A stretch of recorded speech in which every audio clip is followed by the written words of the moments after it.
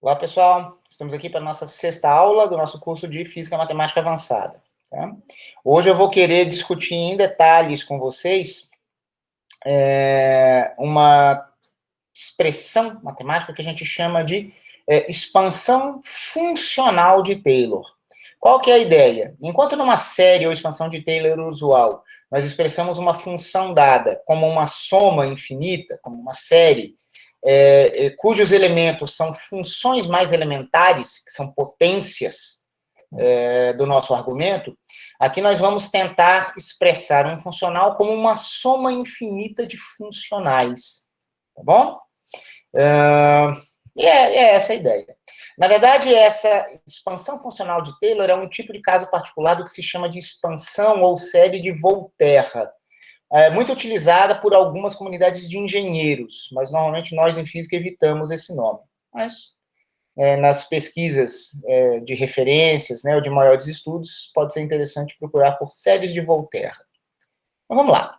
Nós estamos aqui na nossa sessão ainda de derivada funcional, que tinha vários subtópicos, nós estamos continuando um subtópico que falava sobre a expansão funcional de Taylor. Aqui, eu ponho nessa primeira página, pessoal, praticamente uma repetição de como eu encerrei a aula passada, para a gente não ter necessidade de ficar olhando lá naquela outra aula, tá? Qual que é a ideia que eu tinha comentado com vocês? Para organizar o nosso pensamento, muitas vezes é fundamental a gente reinterpretar as funções que estão na nossa mão, tá bom? Olhem só, nós estamos falando nesse nosso viés, né, nessa nossa visão bem particular sobre cálculo variacional, nós estamos falando de funcionais, tipicamente eu tenho usado a letra J regular, certo? Que engole uma função admissível para me cuspir um número real.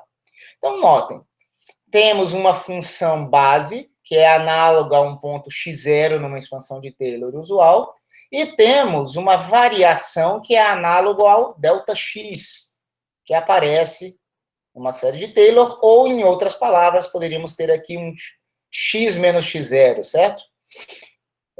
Dando um ΔX, o que eu chamaria de ΔX aqui seria essa perturbação. Na verdade, eu já chamei isso aqui de ΔF na aula passada. É um F mais um ΔF. Tá? Mas notem, nós teríamos vários elementos aqui. Eu tenho que imaginar quem é a função de base, quem é a função variação, e teria um parâmetro epsilon. E a gente viu que quando a gente considera F e H dadas, e pensamos nas imagens dessa grandeza apenas em termos do parâmetro real epsilon, nós temos uma função real de uma variável real, que eu chamei de J caligráfico de epsilon.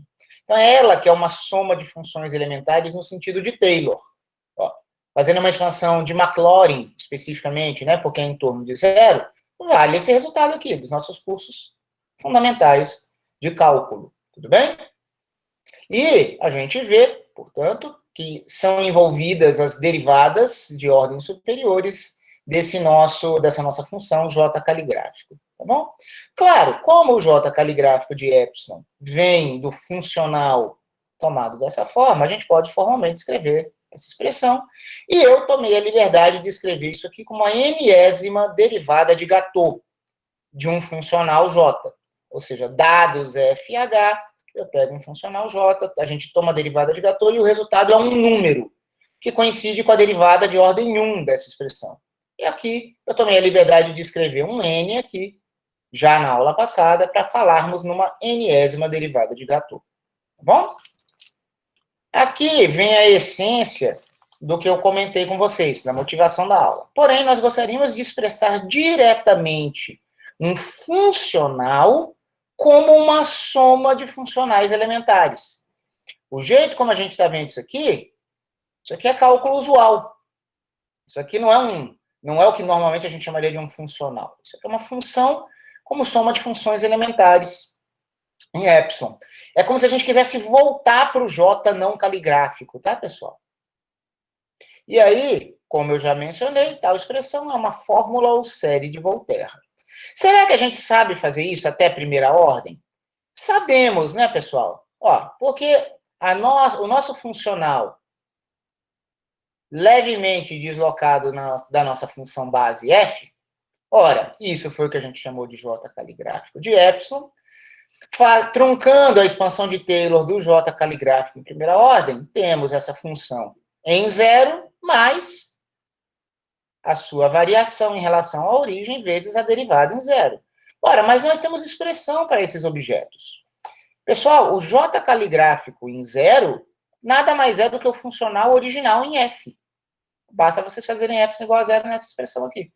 É o J em F mais epsilon da expansão, vezes o J', o J caligráfico derivada em zero. Ora, pessoal, mas isso aqui é exatamente a derivada de Gatot. A derivada de Gatot é exatamente a derivada do J caligráfico em zero. Então, podemos escrevê-lo aqui, dessa forma.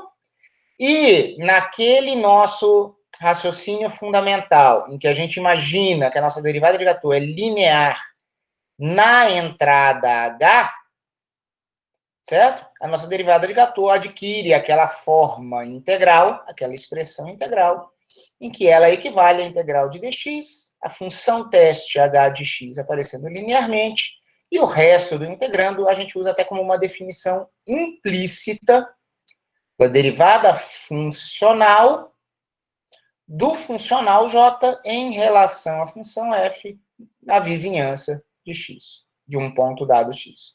Nós interpretamos isso aqui na aula passada. Tudo bem? Eu só quero que vocês reparem o seguinte. Então, notem que o epsilon, pessoal, não aparece na derivada de Gatot, certo? O epsilon vem dessa expansão aqui. A derivada de Gatot elimina o epsilon porque ela é definida como um limite já. Mas, quando a gente monta esse nosso funcional perturbado dessa forma, ele tem um termo, digamos assim, inicial, e aqui esse epsilon vem, junta-se à derivada de Gatot.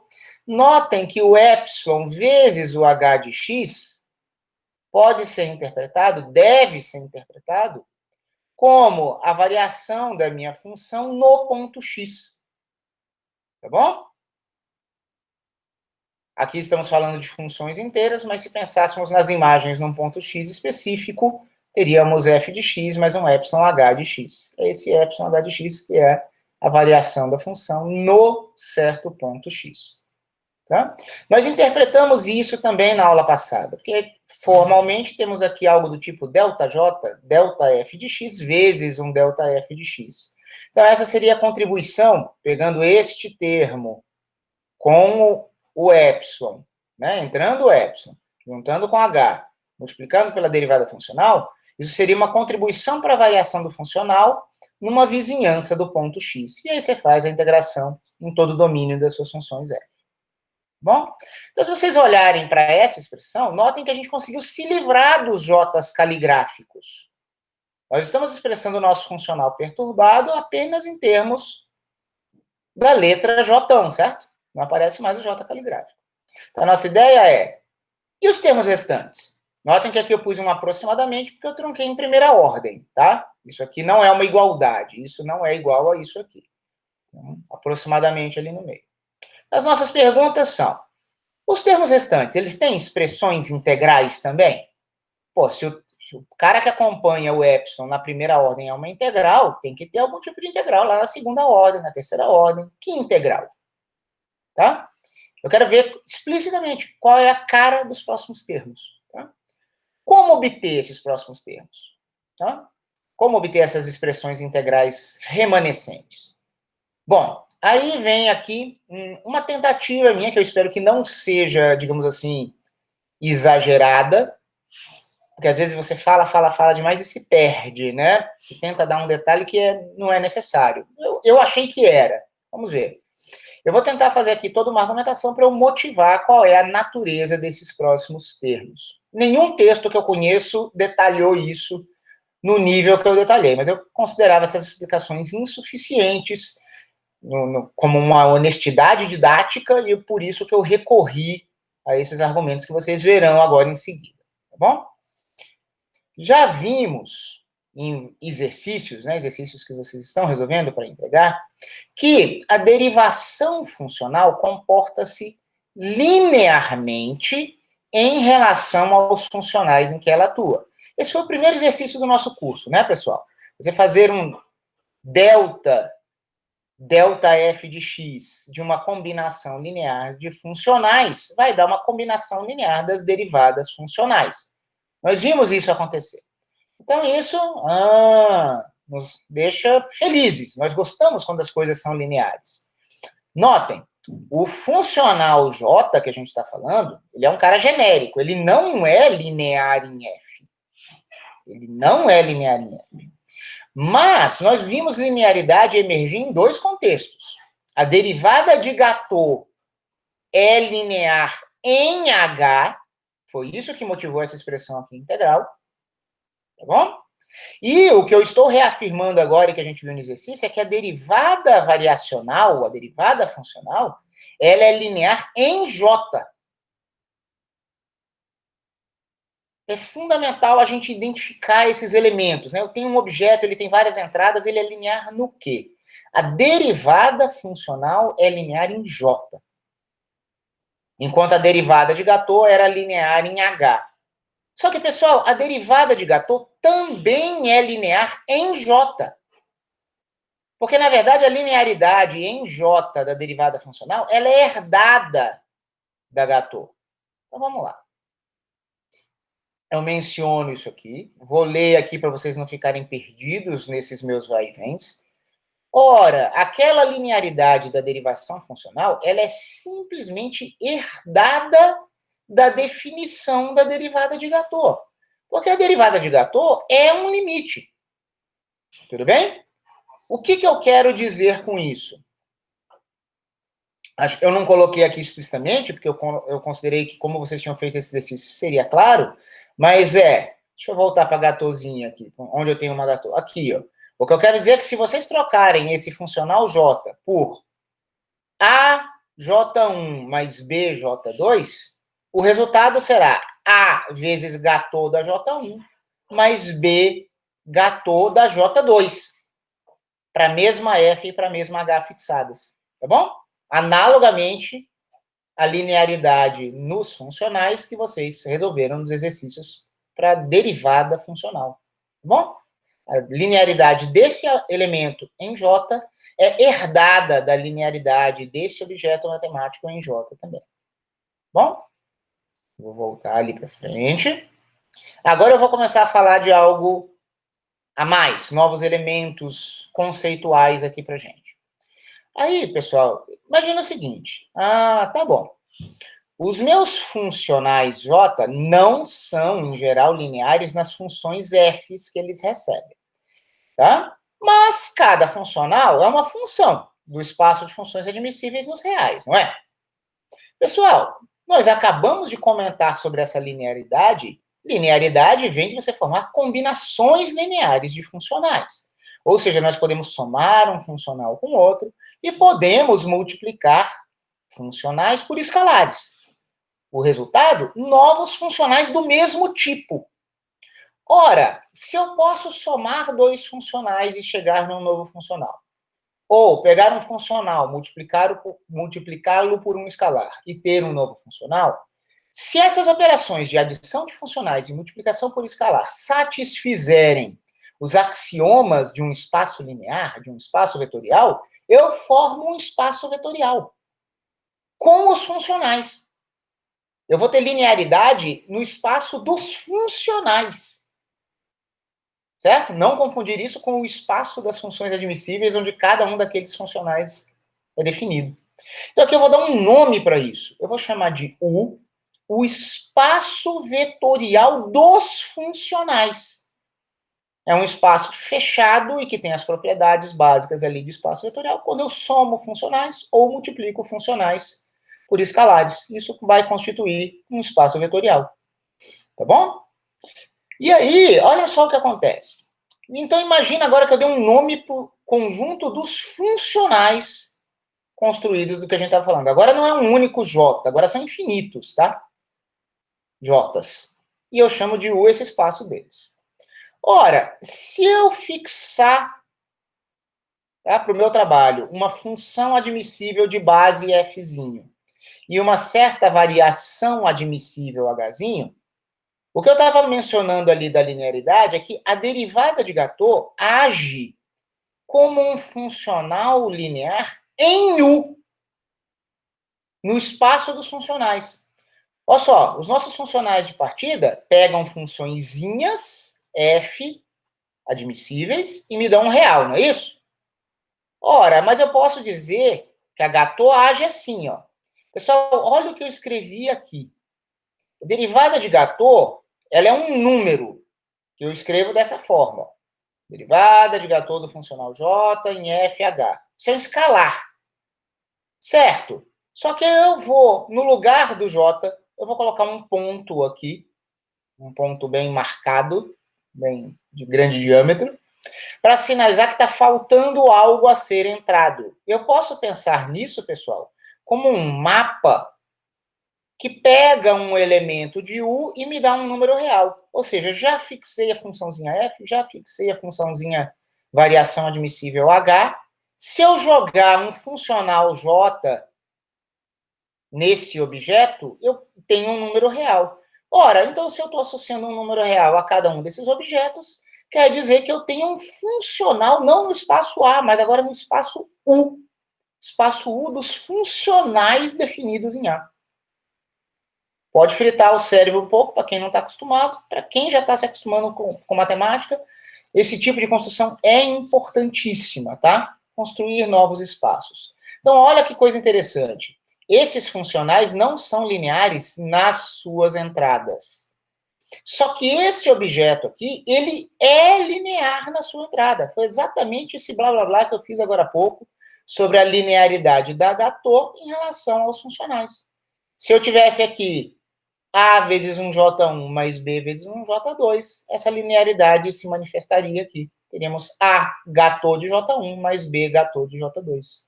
Então, esse é um funcional linear nesse novo espaço, espaço U dos funcionais do tipo J. Tá bom? Uau! Tá bom, legal.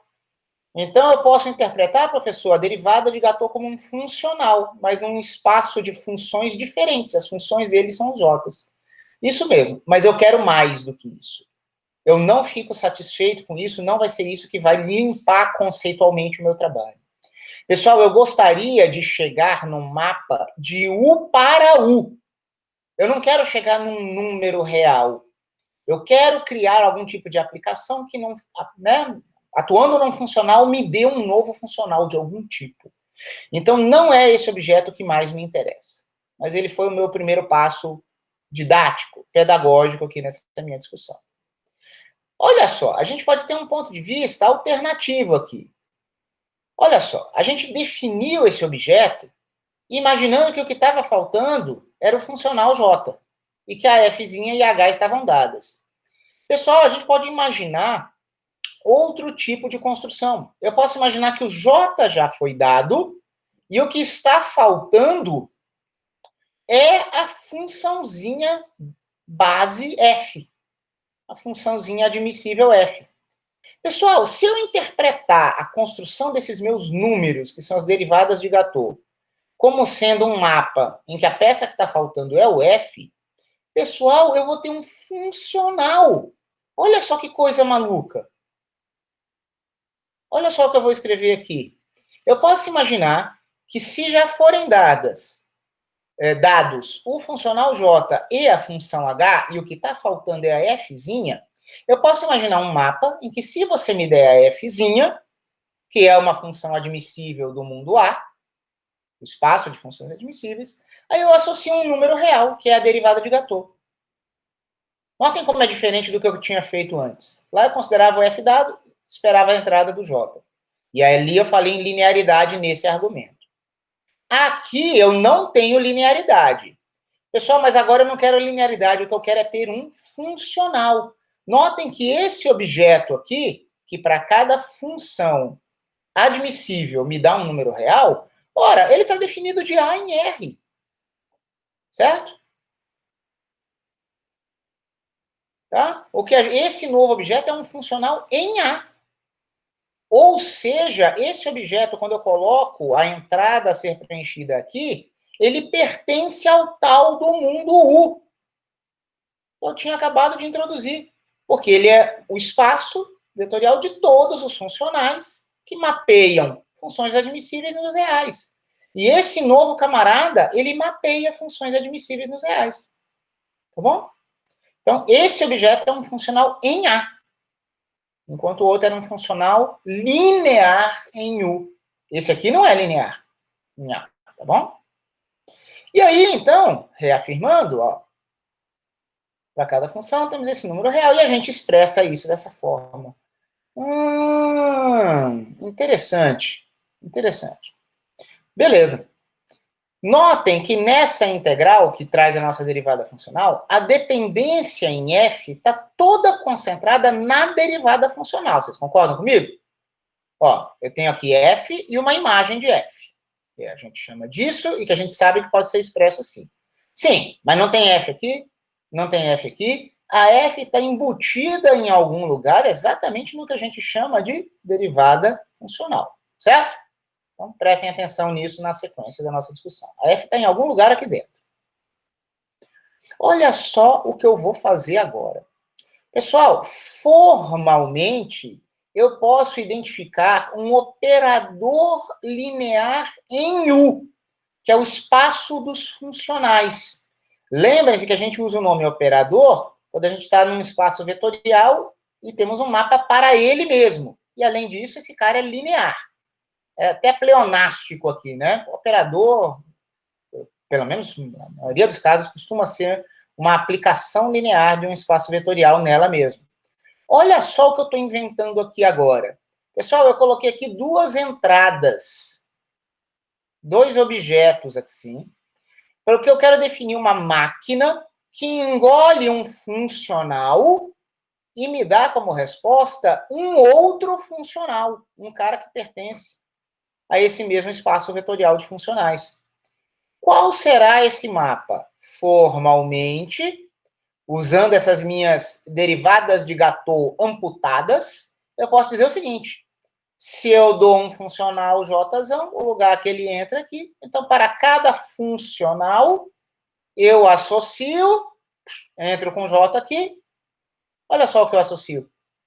Eu associo esse objeto que eu tinha mencionado no final da página anterior. Esse cara aqui. Que é um elemento de U. Porque esse cara é um funcional. Então, isso, ó, é um mapeamento de um funcional num funcional. Eu usei essa notação aqui porque eu acho que ela é a mais autoexplicativa que pode ter, tá? Nossa, professor, mas ainda vai ficar um buraco? Vai. Esse cara não deveria ser aplicado a funções para gerar um real? Esse aqui também. Ele está esperando uma função também. É que esse J aqui, talvez vocês pudessem escrever como J e um pontinho entre parênteses para dizer que está faltando jogar a função para virar um escalar. Tudo bem, mas a gente falava dos funcionais sem isso, né? Esse cara também é um funcional. Essa construção de funcional para funcional, a gente também pode fazer, pessoal, para derivada funcional. Então, olha aqui o que eu afirmo. Pessoal, depois vocês precisam reler isso com todo cuidado para ver se o que eu falei faz sentido ou não. Eu creio que faz, eu tentei tomar cuidado. O mesmo vale essa interpretação como um operador de funcionais em funcionais. O mesmo vale com x fixado, tratado como algo já fixado, lá no domínio das funçõezinhas admissíveis. Isso também vale para o operador de derivação funcional. Pessoal, olha só o que eu escrevi aqui agora. A gente escreve a derivada funcional como sendo delta de j, delta de f, x. Certo? Agora, se eu imaginar que eu não pus essas duas entradas aqui, eu vou estar definindo um operador que engole funcionais e me leva a funcionais. Como assim, professor? Pessoal, imagina que para um certo funcional J, eu levo isso a essa construção aqui. O que seria essa construção, formalmente falando? É como se eu já tivesse um integrando que aparece na expressão integral de uma derivada de Gatot, que é a minha derivada funcional, mas eu ainda não tivesse definido qual é a f.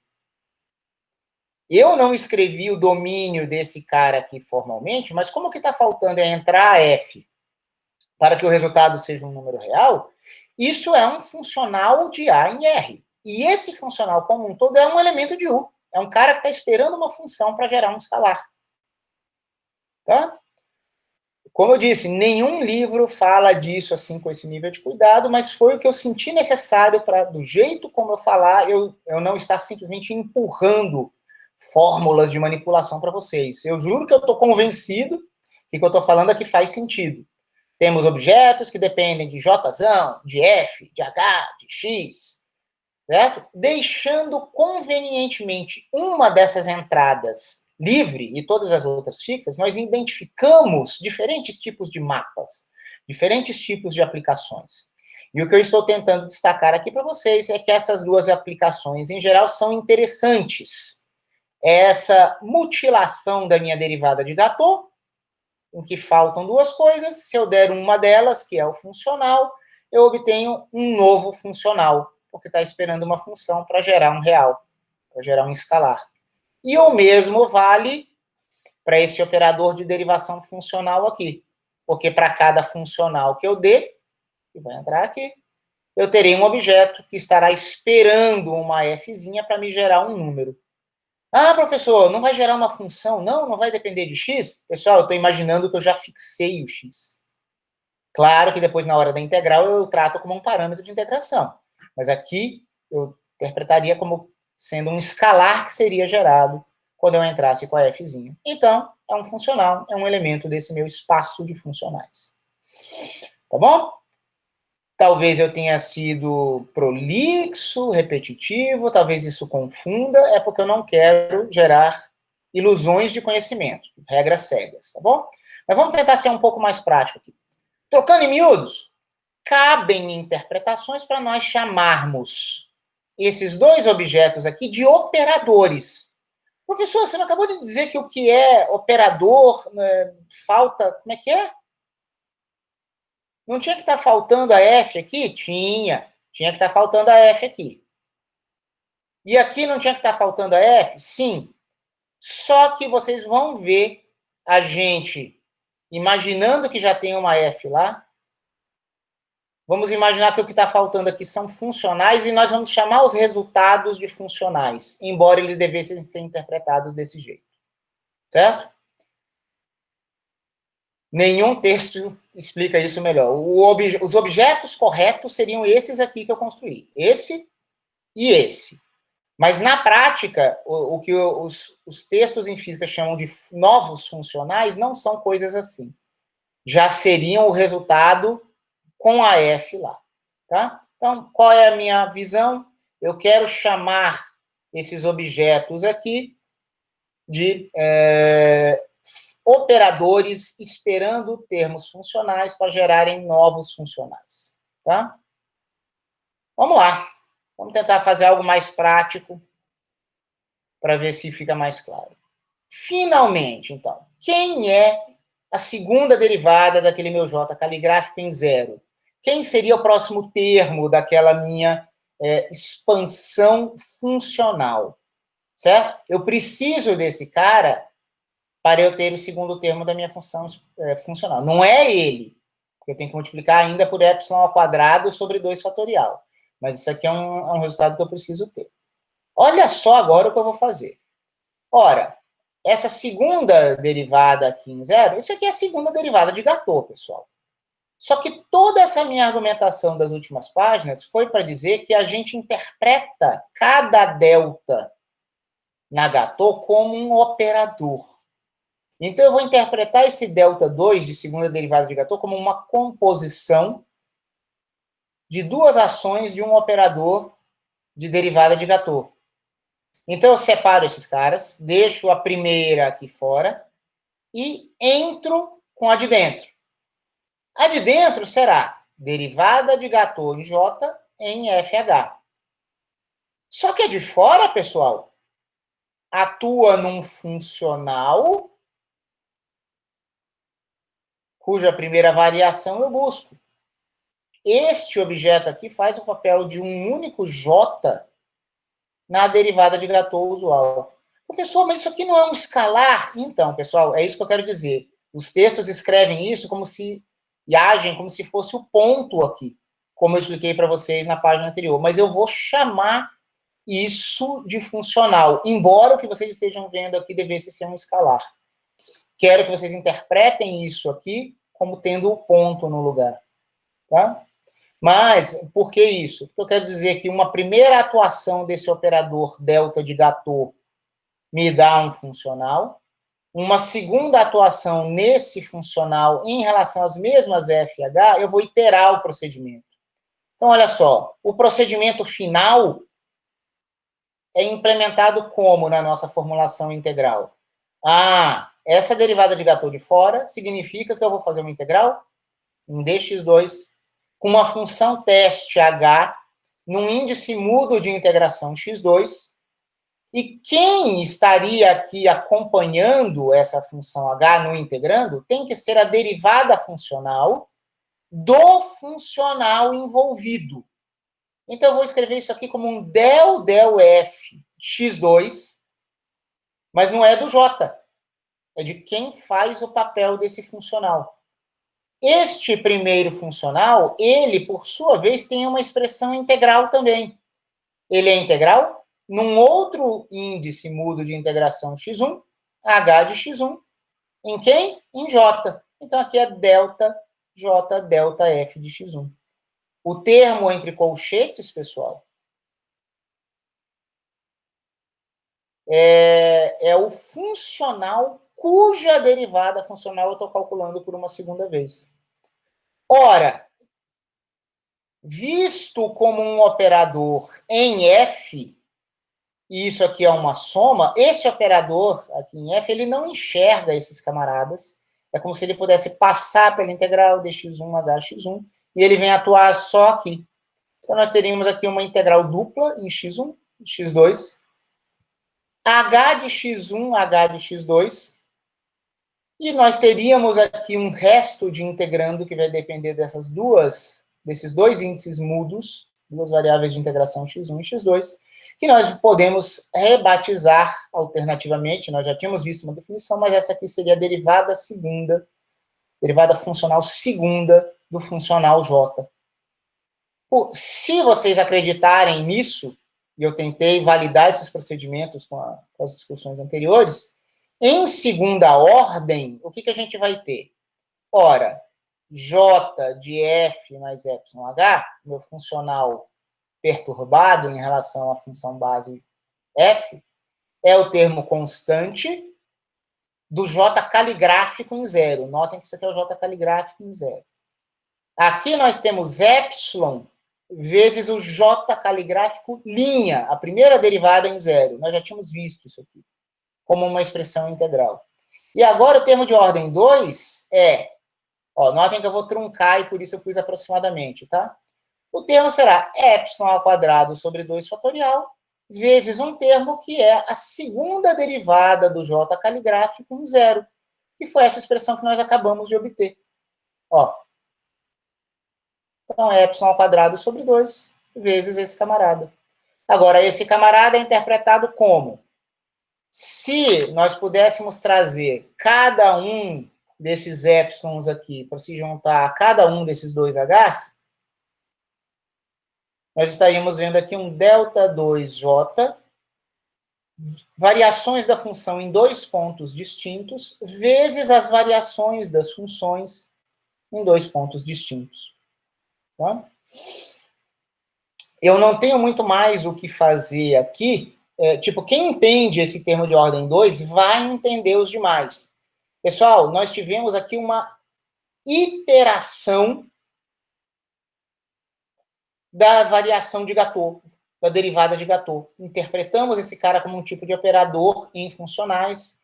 A primeira atuação gera um novo funcional, que aí pode sofrer a segunda atuação. E aqui nós fizemos essas duas iterações concatenadas que me levam a uma integral dupla. Você precisa entender isso, eu preciso ajudar vocês a entender isso, se a gente quiser entender.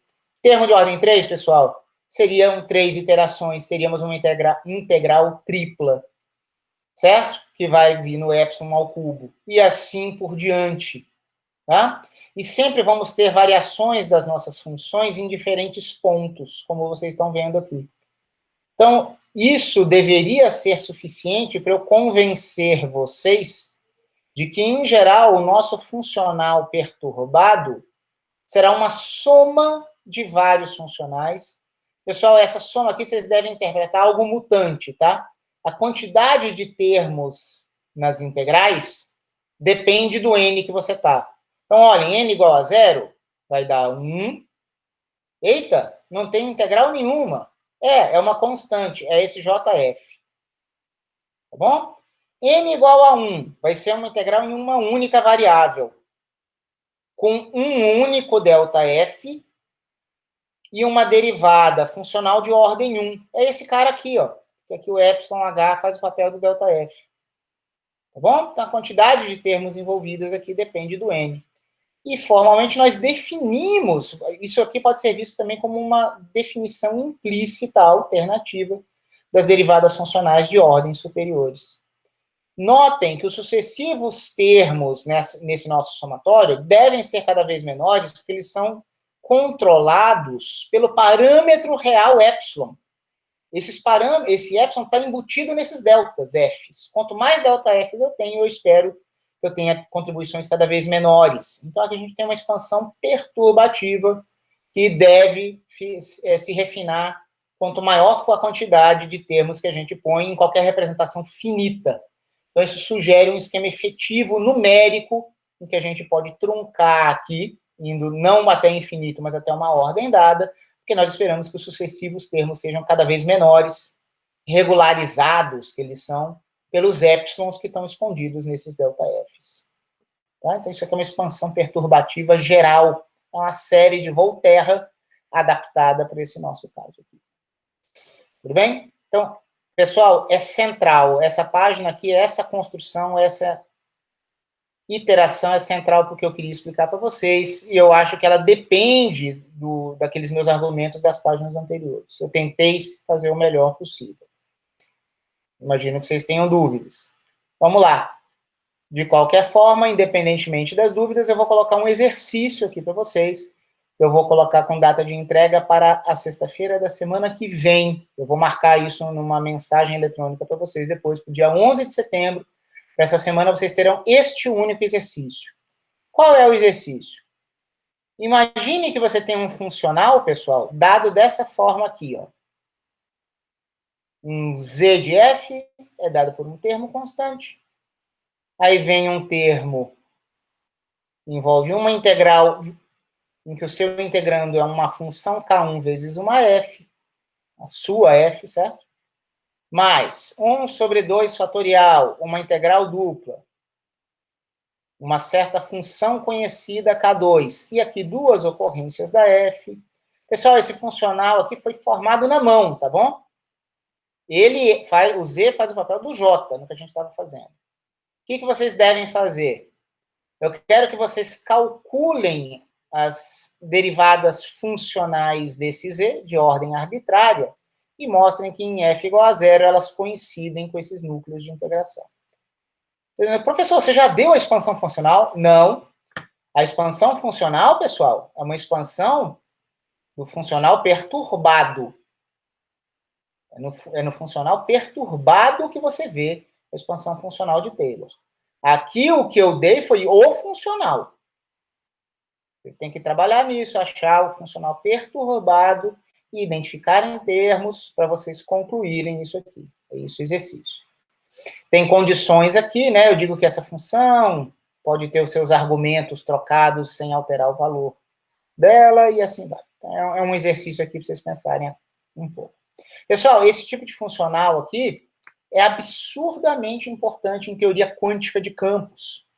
Esse Z aqui é um Z que tem a ver com a função de partição da física estatística, que a gente tem relações entre teorias de campos em uma dimensão e fenômenos críticos, transições de fase em outras dimensões.